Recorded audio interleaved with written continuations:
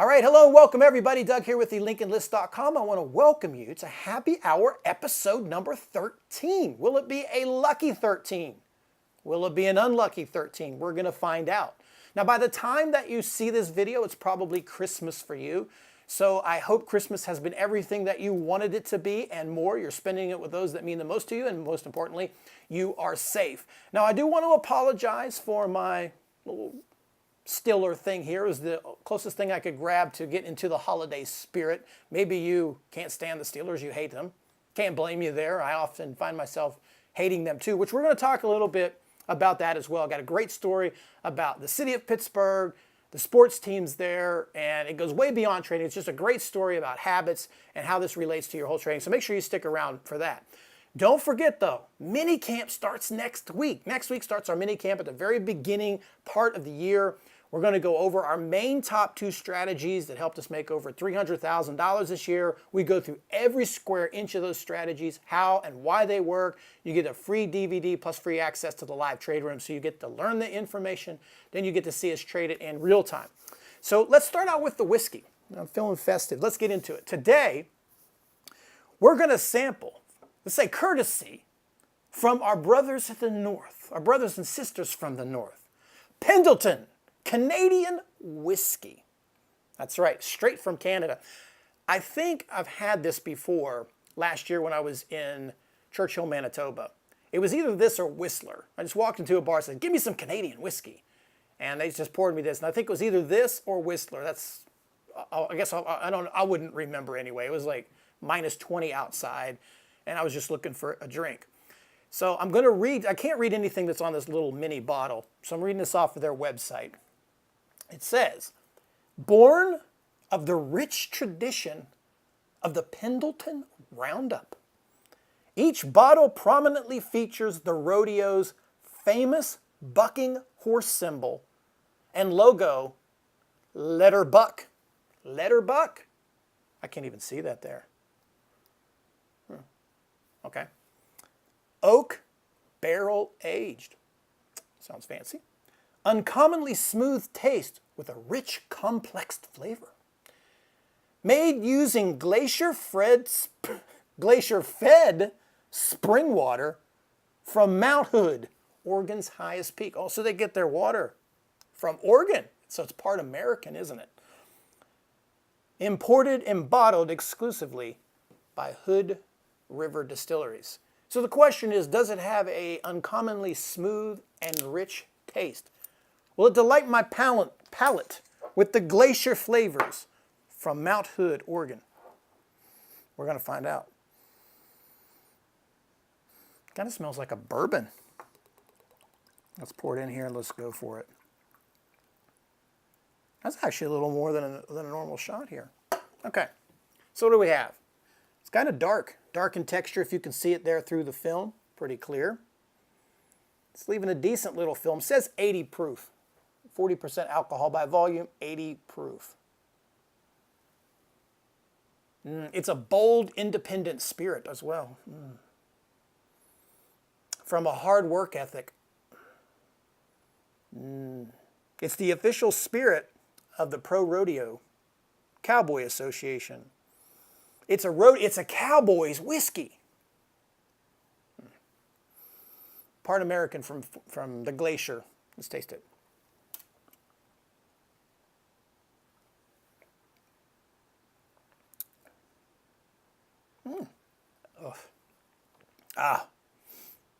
It's got a little bit of an alcohol bite. Something we talked about in some of the past tasting is like when you get to the higher levels of whiskey, it's like a blend. Kind of like if any of the coffee aficionados, I'll explain it this way.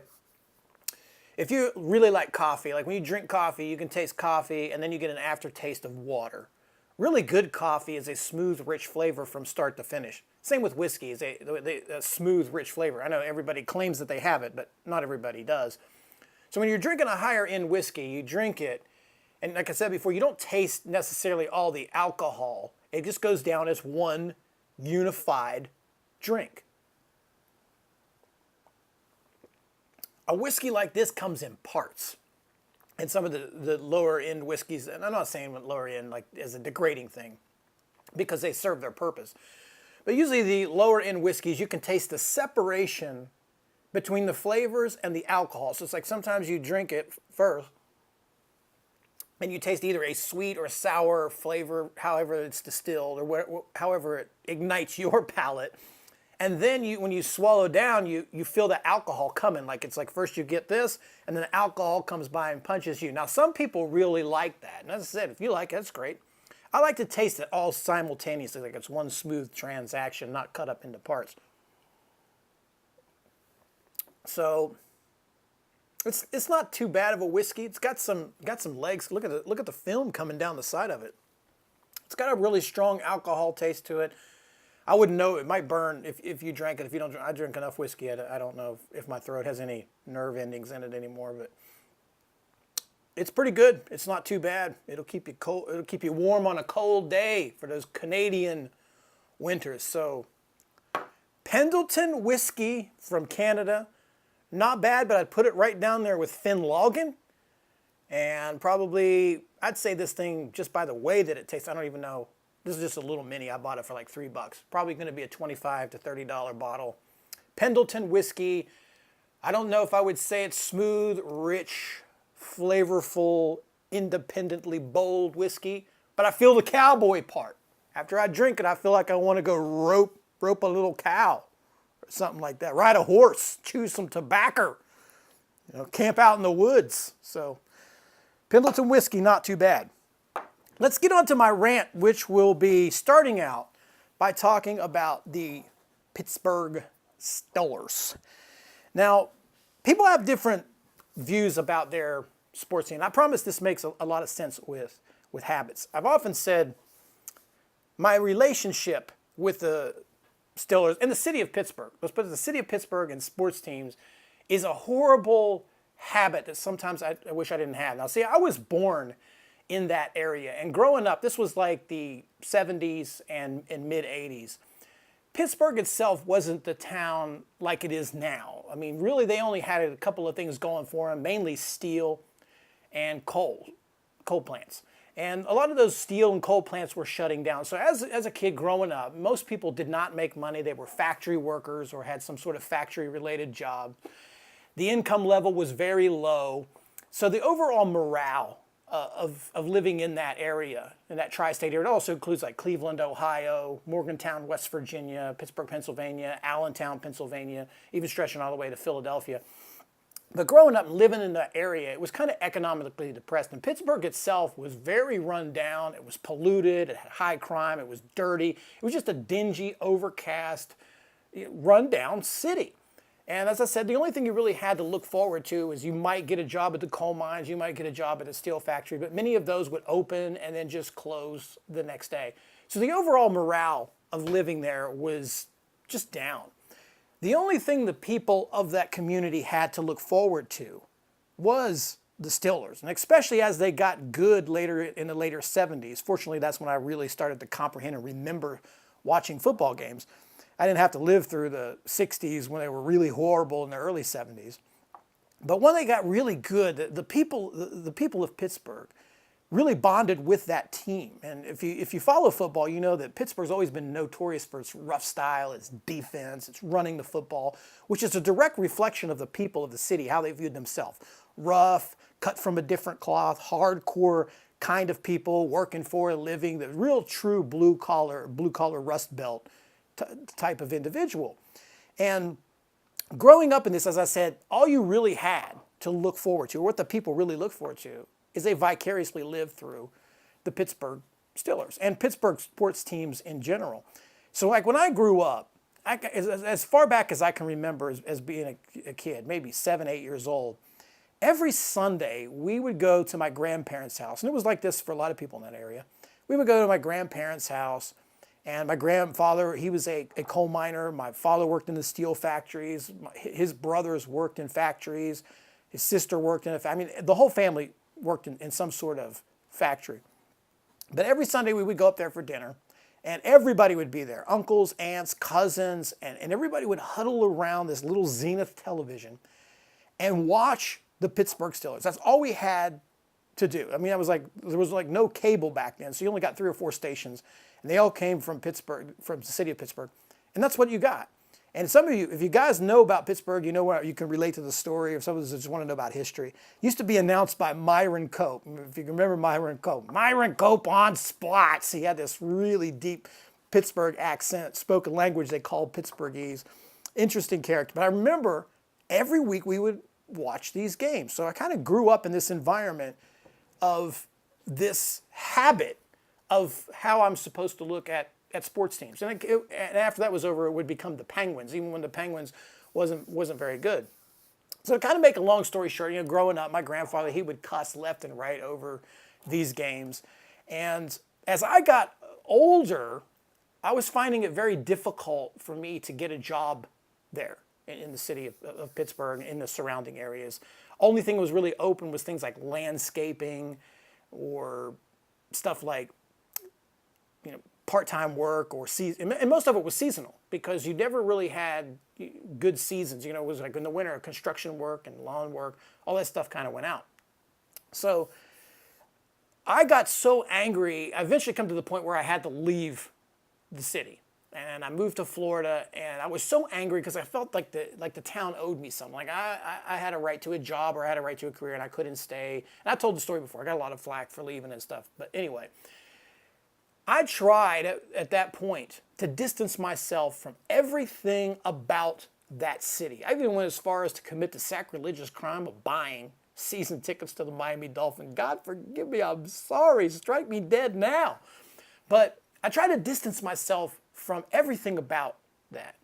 But it didn't work because that was in my blood. That was the way I was brought up. I mean, I tried for years to not watch Penguin games and to not watch Steeler games, but it never worked. And it's a really difficult thing because even today, I can't sit down and watch the game. And some of you true sports fans or just true fans of your team, you may feel the same way because you just sit down and it's like, I can't watch it without getting so emotionally attached to what's happening. Like I own the team or something. Like if they win, I'm going to get a check or something crazy like that. So it's like really difficult to do it. So my point in all of this is, especially now, you might have the same thing with Christmas. We as people are creatures of habit, and this is where I'm going with it.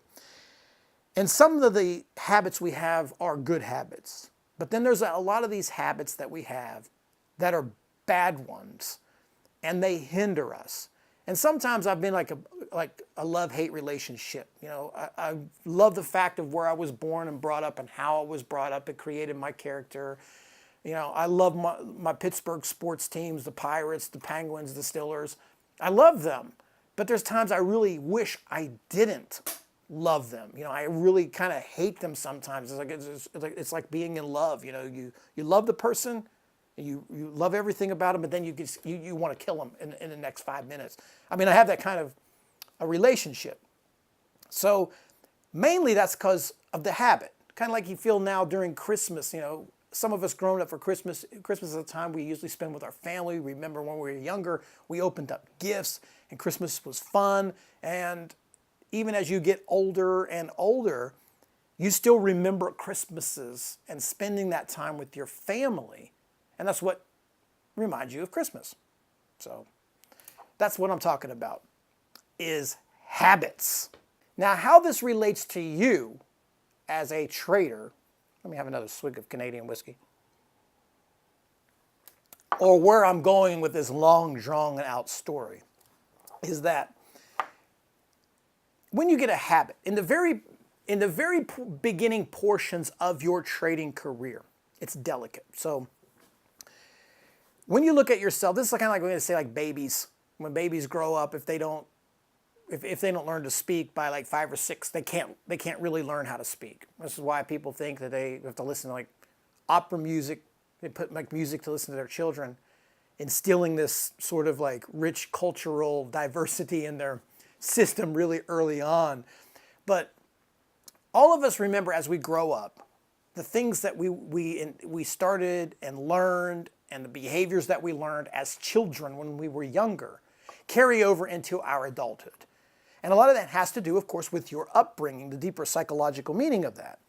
So anything in its infancy, what I'm saying is where you create a lot of your habits. I've often said that when a trader, even when you start a business, it doesn't make a difference, but especially for a trader, the very early portions of your trading career is a delicate time, because during that you're going to gain things like a perception of how the market works. You're going to learn to do something a certain way. For some of it's the hard way. Some of it's a little easier. But there are things that you develop along the way early in your trading career that become very poor habits. It could be so many numerous things in your trading. Maybe you overtrade. Maybe you trade too much in size. Maybe you panic and you get out of trades. Maybe you took some severe losses and you really got hit pretty hard. Maybe you blew up a few accounts. You know, that's what I did. I blew up a few accounts. So these little early behaviors, once you actually learn to do something like trading and you learn it and then you become decent at it, many of these earlier problems continue to plague you like skeletons in your closet. They come back. Hence, like the Steelers, you know, as much as I hate Pittsburgh sports teams sometimes, there's nothing I can do to turn it off. I just get obsessed with everything Pittsburgh sports. And sometimes I feel like I'm going to have a heart attack when I'm watching it. And even 40 years later, I can't somehow seem to control that behavior. Same thing with trading. You know, this is one of the things I did early, and why I'm bringing it up is because when I started out trading, it was really easy. I came by in the .com era. And for the beginning portions, it was a simple way. It was easy. I got used to doing this thing and it made money. Then all of a sudden, of course, you guys know the history. The stock market crashes. We go through the .com bust. And me, like so many other people, lost all of their money. And we lost all our money because we didn't think about this happening. We weren't prepared for it. But once I learned that and understood what happened and became a better trader and understood my deficiencies and worked on them, still for years, I would say even today, 16 years later, I still carry around baggage that I had from back then. I think it still holds me back. And one of those things was the anxiety, the fear of ultimate destruction of your account. That's what really got me deep down as I made mistakes before in the past that cost me my entire nest egg, my entire livelihood. Will I do that today? And even though you say to yourself deeply in your brain, no, you're so much further advanced. You've been making money all these years. You're doing well now. You know what you're doing. You're smarter. You're better. You're more educated. You're quicker. You're faster. You're like a machine now. Still, that little belief kind of creeps right back up in your brain, right? So my point in all of this, I don't even know if I made any sense with my story. If you're still around going, what is this dude talking about? It's the 80 proof. It's the 80 proof talking. Is that we all have habits. And in our very infancy of life, you know, as I said, the thing with me and Pittsburgh started at a very young age. And to this day, it's something I've carried with me. And with the day I die, I will be like my grandfather and everyone else. They will bury me in some sort of Pittsburgh garbage, some sort of Steeler, Penguin, Pirate, something. They will put me in the grave with a Steeler shirt on. So you carry these things with you. And when you start a business, or especially trading, when you start trading, the things that you do in the very beginning, like the first 6 months, are so important. And unfortunately, most people, when they come into the business of trading, they misunderstand how it truly works. They don't give themselves enough time to learn how it works and to understand. They think like I thought, I just walked into the market and started making money. I'm a prodigy. I'm a gift to the world. No, eventually you're going to run into hard times and you're going to have to be able to deal with that. So my thing to everyone is you will go through difficult times as a trader, regardless of what level you are on, regardless of who you are. The thing that will happen during that time is you will develop a series of habits. Some will be good, but others will be bad. The thing is you will have to work on those bad habits, and it will be a very difficult thing psychologically to deal with. But you will have to continually, as every day, continue to work on yourself to get rid of those habits, or at least make peace with them and try to gel with it as best as you can and try to understand you, your limitations, and who you are as an individual. That's one of the things I think, a little bit deeper psychological level is trading is about you understanding who you are as a person and what you're trying to get out of the trading business instead of what somebody else says. Somebody else may say, you need a Lamborghini with a Rolex watch. No, you don't. You don't need that. That doesn't justify who you are as a person, or that doesn't make you more of a man or a woman or a better person. You're in trading because you want freedom. That's what you're in it for. You want to have the freedom and the luxury to work wherever you want, do whatever you want, and have the income you want at your disposal. Now, if you choose because you want a Lamborghini, because you're like, that's cool, then buy one. I can't say that. But that doesn't define you as a person. So remember, you have to continually work on these habits that you develop early on in your career. And in that early portion of your trading career, the better that you can do by associating yourself with winners will build the right kind of habits, so you'll have less baggage to carry with you later on. If you learn the hard way like I did, you may fight with yourself for the rest of your life trying to conquer something, and that's not what you want. So that's my rant. Let's get into our stock talk for the week while I sip the very last bit of our Pendleton Rodeo whiskey, cowboy whiskey. Well, I would have to say that just overall, as a market, if you're just looking at the market this week, it was docile, and that's, I guess, to be expected. You're going into a 3-day weekend, going into the holiday season. Things tend to slow down a little bit, but there wasn't a whole lot of market movement. But that didn't mean there wasn't any kind of stocks. I guess the big story would be the 20K. This is the Dow going to hit 20K? What day is it going to be? They made a big deal about it, like at the beginning. The news media made a big deal. When I say we, the media made a big deal. Is it going to hit 20K? It didn't quite do it. I still think that's in store. Like I just feel, because the way that we're going right now, which is just not looking at the technicals, just 100% hunch, experience, thinking, which I'm not in the prediction business and I can always be wrong, is that, it's been a super bullish year for stocks and the market itself. You've seen incredible optimism since the election, and they just want to end this year on a really good note. I'm not going to let anything hinder this year as far as statistics. Everybody say this was a great market year. Now that could change. We could go back to work next week and you might see a dump. I mean, the market can do whatever the hell it wants. And I think you're going to see one more attempt to 20K. Now, that's just my mind. That's just what I'm thinking. But I could change my mind at any time. Like I said, I don't predict anything, and I don't say that I need to be right. I just trade accordingly. But there have been some really good opportunities throughout the week. I was surprised about, with the low volume that we had, some of the great stocks that we had to trade. I've been in much more bullish and bearish, wilder markets that didn't offer this much opportunity. So it was pretty good, I'd have to say, for that. A stock I want to look at here is BITA. Now I'm starting to, it seems like I'm just getting further, like the cheaper the stock, the worse I feel about it. And that's mainly because most of the losses that I've had have been in cheaper stocks. There was a time when I was into the penny stocks and micro caps. I'm like, I'm tired of these low float manipulated pieces of trash, and I moved into the teenager stocks. Then because I'm tired of these teenager stocks because they attract a different group. So it's like, I don't know, but it's like you get into, I'm starting to feel that way about $20 stocks. Like, geez, it's $20. You're starting to act like a $5 stock. So anyway, I got an okay small short trade. It was nothing to be boastful about it by any means with this BITA.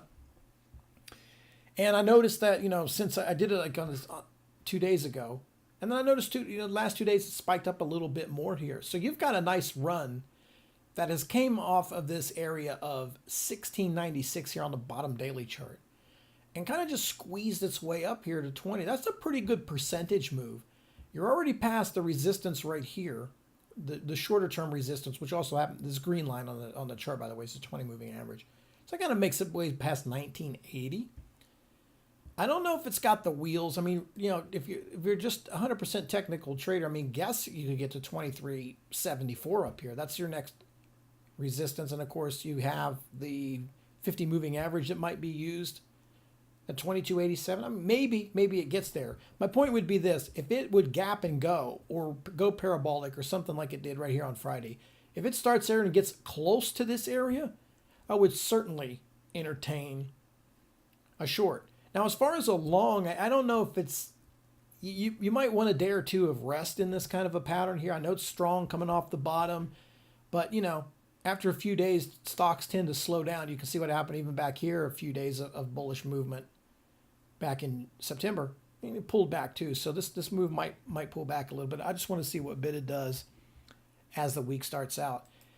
One thing that did happen here is, for some reason, Friday, with no news that I can see, biotechs just sort of became the flavor of the day. They were just little melting. You saw the Lebu, the XBI, you saw those go up. AVXS here's another one. Just had, on Thursday at the close, well, not Thursday at the close, but at some point on Thursday, this thing was building a double bottom here on the daily chart down at the bottom. You can see that it had a wick here, sold down into the 45s, snapped back on the 14th of December, retested that level, snapped back on Thursday, and then Friday it just smokes right back into the average. Just a total 180 move. But still, when you look at the pattern overall, it's beyond in a downtrend, and it's close to this 50 moving average. I like this as a short too, but only if it pulls another one of these morning moves. Only if you get followed continuation. There's not enough in it right now. I know it was 9% on the day. There's not enough in it. You got some, I don't know, something going here after hours with a couple of different prints, but it's not for me if it doesn't go parabolic. I wouldn't be interested in just shorting an overall fade on this, because the way stocks have acted is when they have a strong day like that, they tend to either go sideways or just offer zero as far as range and opportunity, like it has here. Like it did the same thing. It wicked, went green, and spent the next 3 days selling off. There wasn't a whole lot there to deal with, but you never know. Maybe it does. Also, Fred was the stock here kind of the week. This thing just went off the chains here.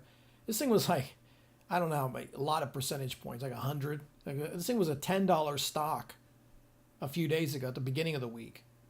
And now you're sitting here back at almost 21. Actually, it got up here close to 22 on its first day. So this thing had a monstrous move. And it seems like when it comes to people's names in stocks, I don't fare very well with them. Like Faye, Fran, Fred. I don't know. Maybe it's an omen. But you've got a little bit of a pattern that's trying to come back up again. It needs to do something here, because you had a good fade to 18, but it's still fighting itself. And I think maybe you got some low volume looks here. So I got two trades in mind. One would be any kind of rejection that comes off of this 2175. Like if it pops in there and gets rejected off 2175, I would look at that short. If it gapped up or moved through 2175, then I would probably short that as well. I doubt I want to take the opportunity to short any kind of bear flag. I would only do that like on a day 2 move. It just doesn't seem like something I'd want to do. You kind of think a stock that was up so much, almost 100% here, that would sell a little bit more. So there's a chance this thing turns really bullish as well. It just remains to be seen with this Fred. Also, LX Loxo. You Loxo, man? Same thing. Big move on this one.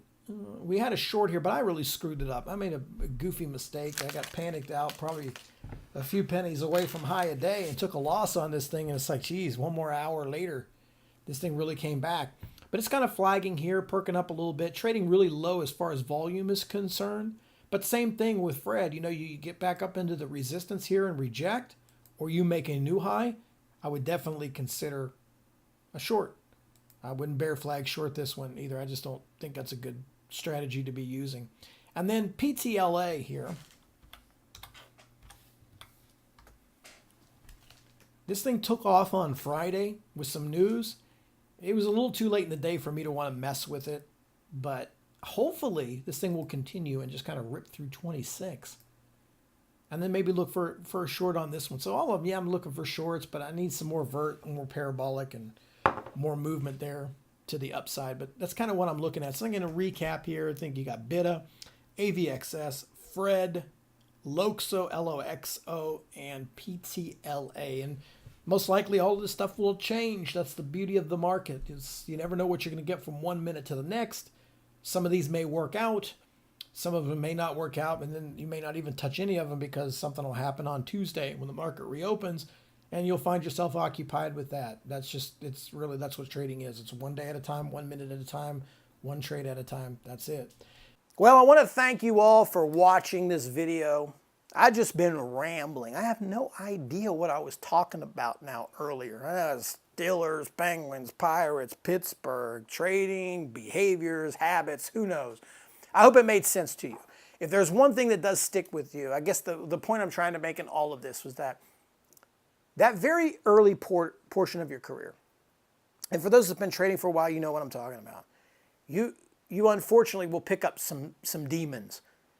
And the less demons you can pick up in the beginning will help you ultimately achieve success later on.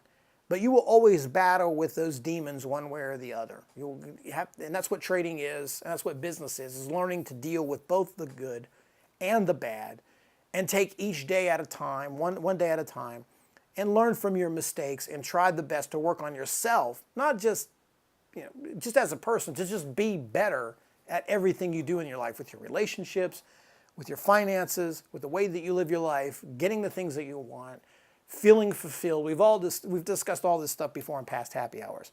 But anyway, you guys have yourselves a great Christmas. As I said, I hope you are safe, be careful, take care of yourself. I hope you are spending with your loved ones and taking this time off to look back at the year and reflect on the good things that you did and the things that you want to improve as you move into 2017. As always, if you guys need some help, visit thelincolnlist.com, take the free trial to the live trade room, see us trade.